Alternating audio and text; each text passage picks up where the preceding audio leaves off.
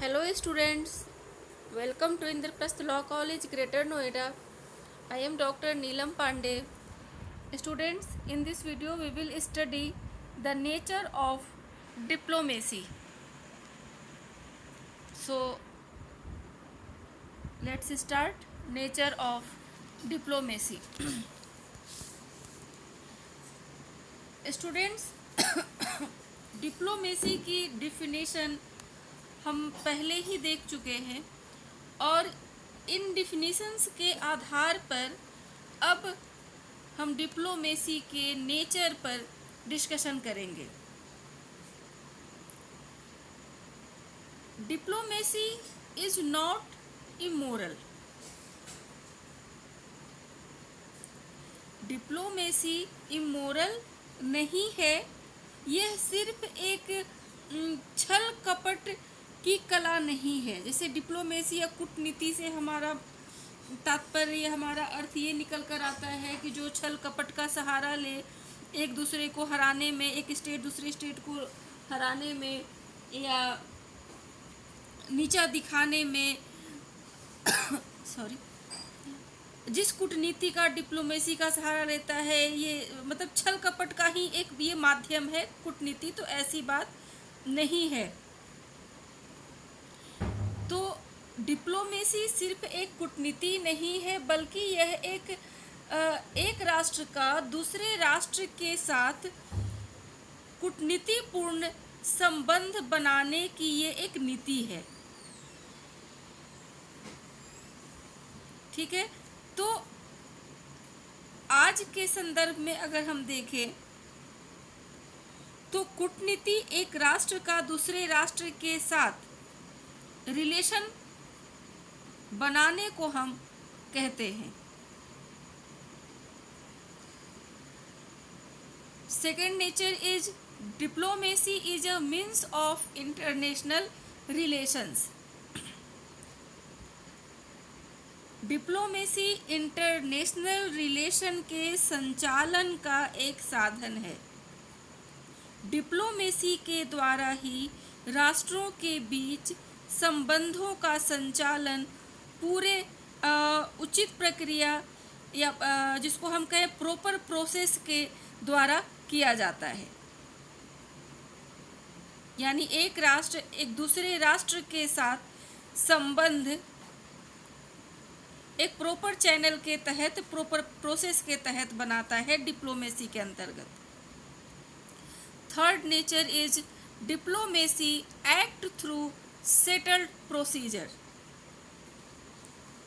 Diplomacy संगठित और आधिकारिक तरीके से कार्य करता है, क्योंकि डिप्लोमेसी विभिन्न राष्ट्रों के सरकारों के द्वारा अधिकृत की गई संस्थाओं के माध्यम से कार्य करती है। जैसे विदेश मंत्रालय हो गया, दूतावास हो गए, वाणिज्य दूतावास हो गए, अन्य विश्वव्यापी संस्थाएं हो गई, तो इनके जरिए डिप्लोमेसी कार्य करती है, किसी भी राष्ट्र की सरकार कार्य करती है। Fourth nature is bilateral bilateral as well as multilateral in form. Diplomacy bilateral और मल्टीलेटरल दोनों ही होता है। सामान्यतः हम जानते हैं कि डिप्लोमेसी बाइलेटरल होता है, यानी द्विपक्षीय होता है। दो राष्ट्र आपस में अपने संबंधों का निर्धारण करते हैं। बाइलेटरल में हम देखते हैं कि दो राष्ट्र अपने संबंधों का निर्धारण करने में डिप्लोमेसी का प्रयोग करते हैं। लेकिन वर्तमान में अगर हम देखें तो अब अंतर्राष्ट्रीय सम्मेलन, अंतर्राष्ट्रीय संगठनों और क्षेत्रीय संगठनों के जरिए डिप्लोमेसी मल्टीलेटरल स्ट्रक्चर को दर्शाता है। यानी एक या दो राष्ट्र नहीं बल्कि कई राष्ट्र मिल करके पॉलिसी बनाते हैं अंतर्राष्ट्रीय सम्मेलनों के जरिए, अंतर्राष्ट्रीय संगठनों के इत्यादियों के जरिए। Next is breakdown of diplomacy always leads to crisis. Diplomacy की असफलता हमेशा संकट उत्पन्न करती है।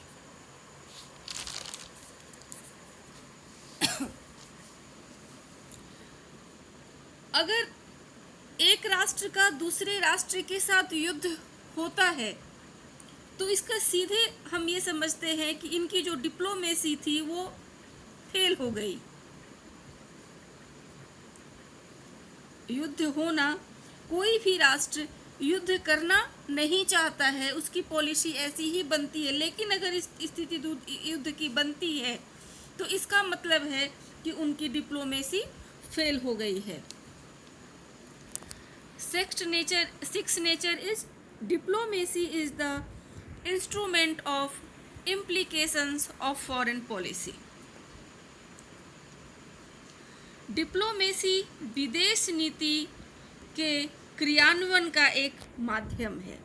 डिप्लोमेसी क्या है? कोई भी राष्ट्र फॉरेन पॉलिसी जो बनाती है उसको इम्प्लीमेंट करने का कार्य डिप्लोमेसी का है। Seventh nature is diplomacy operates both in times of peace as well as war. Diplomacy युद्ध के समय और शांति के समय दोनों ही सिचुएशंस में कार्य करती है। एक राष्ट्र का दूसरे राष्ट्र के साथ युद्ध होता है और उसमें हम तीसरे राष्ट्र को अपनी तरफ से कैसे इन्वॉल्व कर लें, अपने में मिला लें, यहाँ डिप्लोमेसी कार्य करती है। और युद्ध के बाद जो शांति की शर्तें होती हैं, जो शांति स्थापित की जाती है संधि के जरिए, तो उस संधि में भी डिप्लोमेसी कार्य करती है। हारी हुई कंट्री के साथ जीती हुई कंट्री किस तरीके से कार्य करती है, किस तरीके से संधि होता है, ये फर्स्ट विश्व युद्ध और सेकंड विश्व युद्ध में हम लोग देख चुके हैं, वर्साई की संधि में देख चुके हैं और उस संधि का नतीजा भी देख चुके हैं। तो इन दोनों ही में डिप्लोमेसी कार्य करती है।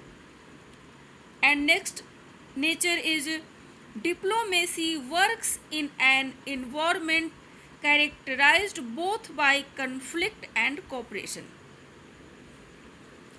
डिप्लोमेसी ऐसे वातावरण में ज़्यादा एक्टिव रहती है जिसमें विरोध, कॉन्फ्लिक्ट और कोऑपरेशन, विरोध और सहयोग दोनों ही की गुंजाइश होती है।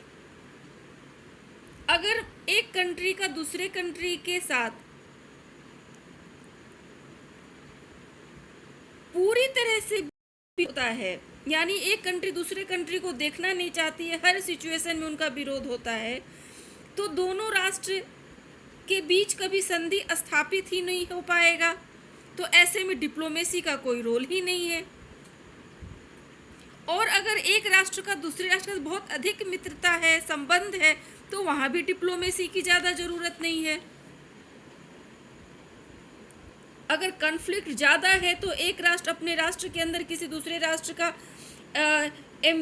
एम्बेसी भी नहीं बनाने देगा, दूतावास भी नहीं बनाने देगा। तो ऐसी सिचुएशन में डिप्लोमेसी वहाँ संभव ही नहीं है। और अगर पूर्ण सहयोग की भी स्थिति है तो वहाँ भी डिप्लोमेसी की ज़्यादा ज़रूरत नहीं है। ठीक है, तो डिप्लोमेसी पूर्ण रूप से वही सक्रिय होती है जहाँ विरोध व सहयोग दोनों ही होता है। राष्ट्र के साथ, किसी भी राष्ट्र के साथ कोई भी रिलेशन, चाहे वो मित्रता का हो चाहे दुश्मनी का हो, वो अस्थाई नहीं रहता है, वो बदलता रहता है। आज मित्रता है कल दुश्मनी हो जाएगी, या आज दुश्मनी है तो कल मित्रता हो जाएगी। ये सिचुएशन हमेशा बनी रहती है और यहाँ डिप्लोमेसी कार्य करती है। Ninth nature is diplomacy always works for securing national interest of the nation it represents.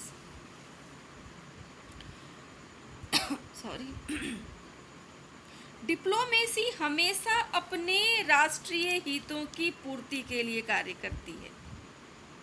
किसी भी राष्ट्र की डिप्लोमेसी, अगर कोई राष्ट्र अपनी पॉलिसी बनाता है और या अपनी डिप्लोमेसी के जरिए, अपनी कूटनीति के जरिए उसकी पूरी ये कोशिश होती है कि वो अपने राष्ट्र के अपना नेशनल इंटरेस्ट को वो पूरा करे, चाहे वो इंटरेस्ट पॉलिटिकल हो, चाहे वो इंटरेस्ट इकोनॉमिक हो, चाहे वो इंटरेस्ट कल्चरल हो, यानी अपने ही इंटरेस्ट की पूर्ति करना चाहता है डिप्लोमेसी के भी जरिए। अगर किसी राष्ट्र के साथ डिप्लोमेसी के जरिए संबंध बनाता है, रिलेशन बनाता है, तो उसका मेन मकसद यही होगा कि हमारे राष्ट्र की, हमारे नेशनल इंटरेस्ट की पूर्ति हो, चाहे वो पॉलिटिकल इंटरेस्ट में हो, चाहे इकोनॉमिक या कल्चरल इंटरेस्ट में हो।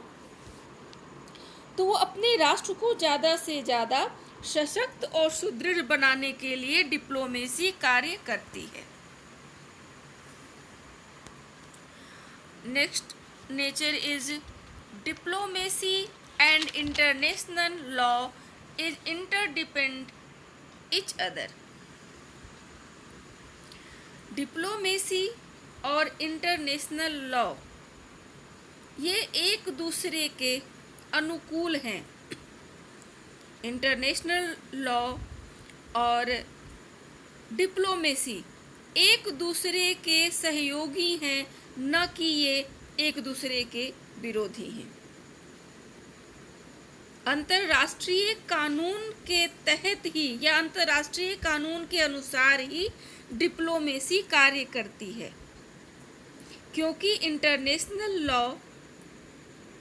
लॉज के माध्यम से ही डिप्लोमेट्स के विशेषाधिकारों को तय करती है। यानी कि अंतर्राष्ट्रीय कानून जो कानून बनाती है उसी के तहत डिप्लोमेसी में जो राजनयिक होते हैं, डिप्लोमेट्स होते हैं, उनके क्या क्या अधिकार हैं, ये इंटरनेशनल लॉ के अनुसार ही तय की जाती है और उन्हीं के माध्यम से वर्तमान तरीके के डिप्लोमेसी के लिए माहौल उपयुक्त बनाया जाता है। तो इस तरह से हम देखते हैं कि इंटरनेशनल लॉ और डिप्लोमेसी एक दूसरे पर इंटरडिपेंड हैं, क्योंकि दोनों का उद्देश्य भी सेम ही है। और उद्देश्य क्या है दोनों का, डिप्लोमेसी और इंटरनेशनल लॉ का? तो शांति की स्थापना। Diplomacy and next nature is diplomacy is backed by national power. Diplomacy के पीछे सदैव राष्ट्रीय शक्ति होती है। हम ये जानते हैं कि जो राष्ट्र ज़्यादा पावरफुल होता है उसकी डिप्लोमेसी ज़्यादा पावरफुल होती है। यानी कि एक स्ट्रॉन्ग जो स्टेट है, पावरफुल स्टेट है, उसकी पॉलिसी हमेशा चलती है, न कि एक वीक नेशन या दुर्बल राष्ट्र की पॉलिसी चलेगी। दुर्बल राष्ट्र की बात कोई सुनता भी नहीं है, लेकिन अगर उसी बात को एक महाशक्ति करे तो वो बात सब सुनते हैं। ठीक है, तो इसलिए एक पावरफुल स्टेट की डिप्लोमेसी के सक्सेस होने के चांसेस ज़्यादा रहते हैं एक वीक नेशन के बनिस्पत। Our next nature is test of success of diplomacy. Diplomacy की सक्सेस कैसे मापेंगे हम कि इस राष्ट्र की डिप्लोमेसी सक्सेस हो गई? तो जो एक राष्ट्र दूसरे राष्ट्र के साथ अगर कूटनीतिक संबंध बनाता है और जो राष्ट्र अपने गोल्स को प्राप्त करने में ज़्यादा सफल होता है, उसकी डिप्लोमेसी ज़्यादा सफल मानी जाएगी। अगर एक राष्ट्र दूसरे राष्ट्र के साथ इकोनॉमिक संबंध बनाता है और चाहता है कि हमारा व्यापारिक संबंध एक राष्ट्र के साथ बने, हम इसके साथ बिजनेस व्यापार करें, और जिसमें जिस राष्ट्र को ज़्यादा फायदा हो जाता है उसकी डिप्लोमेसी ज़्यादा सक्सेस मानी जाएगी। And the last nature of diplomacy is a art. Diplomacy क्या है? तो ये एक कला है। और कैसे इस चीज़ को हम कैसे साबित करेंगे कि डिप्लोमेसी इज अ आर्ट? तो ये हम इसलिए कहेंगे कि डिप्लोमेट अन्य राष्ट्रों की तुलना में अपने राष्ट्र को कम लागत में ज़्यादा फायदा पहुंचाने की एक कलापूर्ण कार्य करती है। सारे राष्ट्र मिलकर के एक या दो राष्ट्र या दो से ज़्यादा राष्ट्र मिलकर के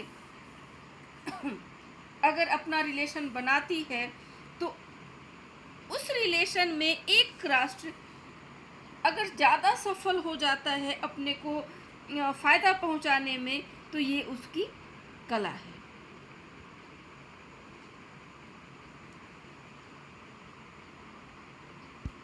तो ये आज हम लोग इस वीडियो में नेचर ऑफ डिप्लोमेसी को देखें। Thank you.